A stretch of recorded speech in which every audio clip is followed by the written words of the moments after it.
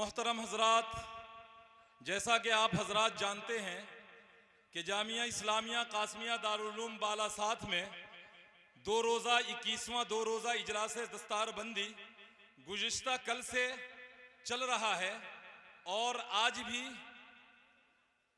चलेगा। और आप हजरात इस चीज़ से बखूबी वाकिफ़ हैं कि इस इदारे का जो प्रोग्राम होता है उस प्रोग्राम की जो निस्बत होती है वो सिर्फ रूहानी निस्बत होती है और इस प्रोग्राम का जो ताल्लुक़ होता है वो अल्लाह के कलाम कुरान मुक़द्दस के साथ होता है। इसलिए इसकी अज़मत, इसकी रफ़अत और इसकी बुलंदी जो होती है वो बराह रास्त इतनी ऊंची होती है कि जिसका तसव्वुर हम और आप नहीं कर सकते।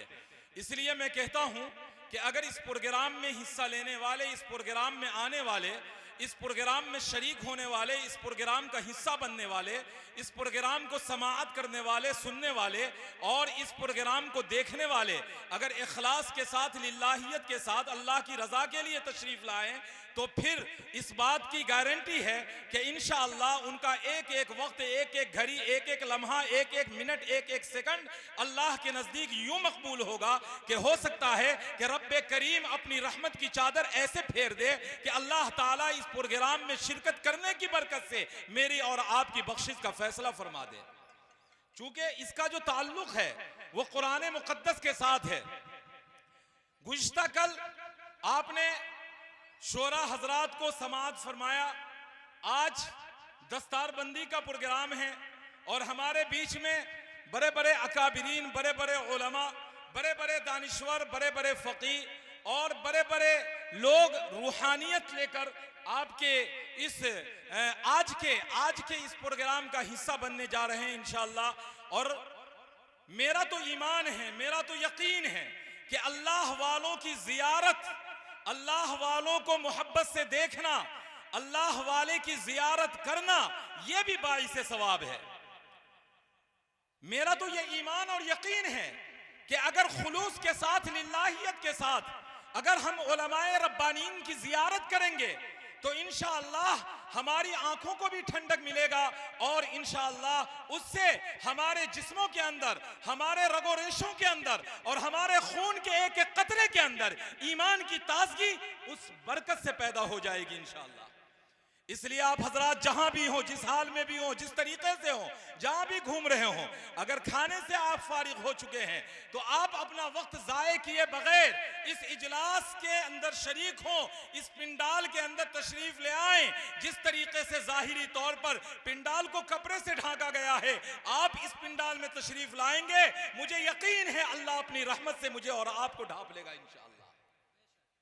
इसलिए आप तमाम हजरात तमाम जरूरियात से फारिग होकर इस पिंडाल में तशरीफ ले आए।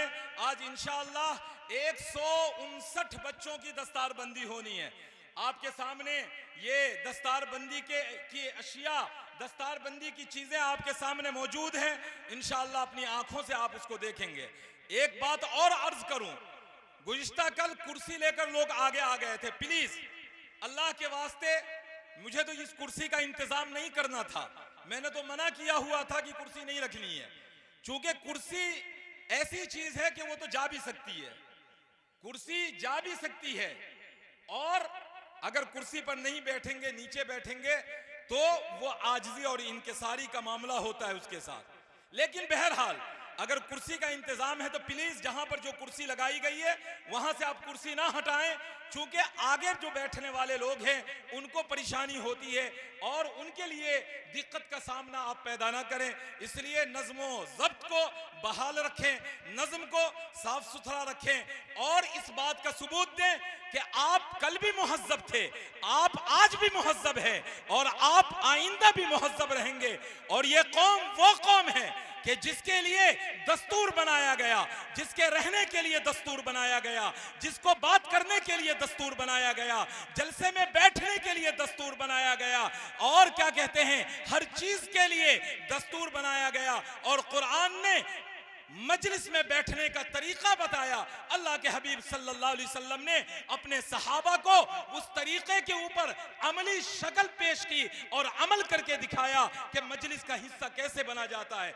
मजलिस का हिस्सा यह होना चाहिए कि आपकी जबान खामोश हो। मजलिस का हिस्सा यह होना चाहिए कि आपके सामने जब कुरान और हदीस की गुफ्तगू हो तो आपके कान सुन रहे हो, दिल बेदार हो रहा हो और ऊपर खशियत तारी हो और इस बात का दिल में इरादा हो कि इंशाअल्लाह जो पैगाम दिया जाएगा, जो मैसेज दिया जाएगा, जो बात कही जाएगी कुरान की रोशनी में, हदीस की रोशनी में, उलमा का जो तकद्दुस होगा हम उस तकद्दुस को भी बहाल रखेंगे और उस मैसेज को घर घर, करिया करिया, शहर शहर, गांव गांव जाकर पेश करेंगे। इंशाअल्लाह जब ये जज्बा पैदा होगा तो आपका आना भी कबूल, आपका बैठना भी कबूल, आपकी समाअत भी कबूल, आपका सुनना भी कबूल, आपका देखना भी कबूल, आपकी एक एक घड़ी कबूल, एक एक लम्हा कबूल, एक एक मिनट कबूल, एक एक सेकंड कबूल। और ये कबूलियत ऐसी होगी कि जब हम कब्र में जाएंगे, मुनकिर नकीर आएंगे पूछने के लिए, आप उस वक्त भी इस बैठने की बरकत से इंशाअल्लाह अल्लाह रब्बुल इज्जत वहां के मसाइल भी इंशाअल्लाह हल फरमा देगा। ये दीनी मजलिस और दीनी महफिल की ये बरकत होती है।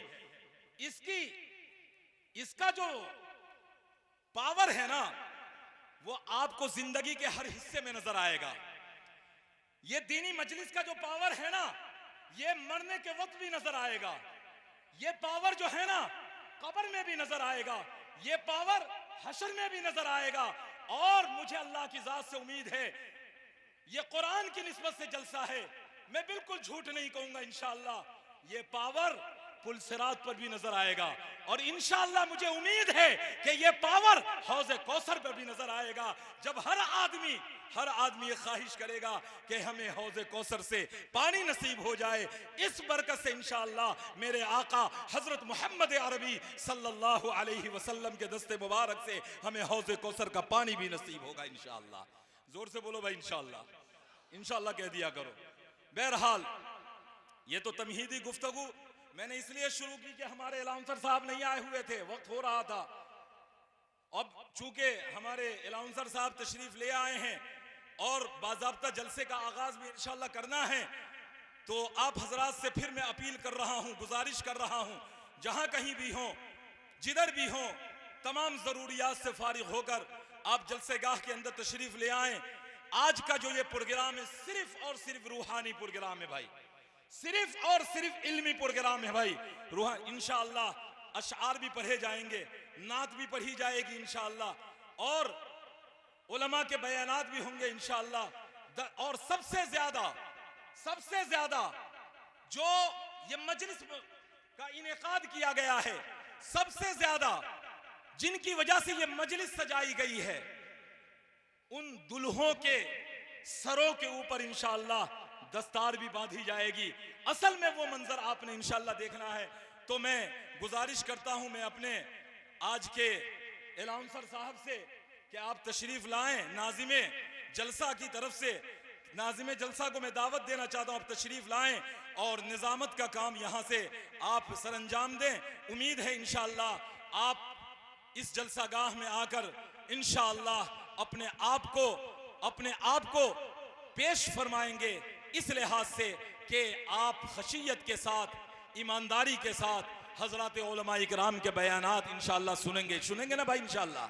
अल्लाह ताला हमारे आने को भी कबूल फरमाए, बैठने को भी कबूल फरमाए, शुरूर व फितन से अल्लाह महफूज फरमाए, शरीरों के शर से, हासिदीन के हसद से, बुरे लोगों की बुराई से और हर फितना से अल्लाह मेरी और आपकी हिफाजत फरमाए और इस जलसे को कामयाब करके इसके फैज़ को आम और ताम फरमाए और घर घर, करिया करिया, गाँव गाँव, शहरों में भी इसके फैज़ को अल्लाह ताला पहुँचा दे। अल्लाह ताला हम तमाम को कबूल फरमाए। वमा अलैना इल्लल बलाग।